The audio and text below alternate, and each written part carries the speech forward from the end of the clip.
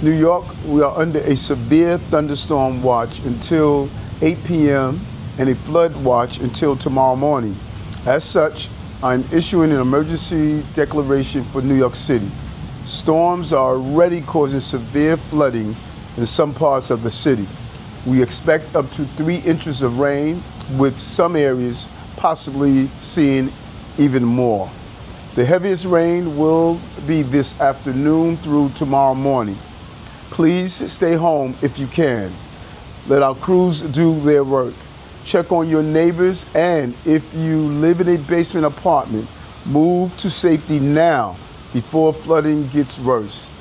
Call 911 if you need help, and call 311 if you need information. Follow Notify NYC for the latest updates.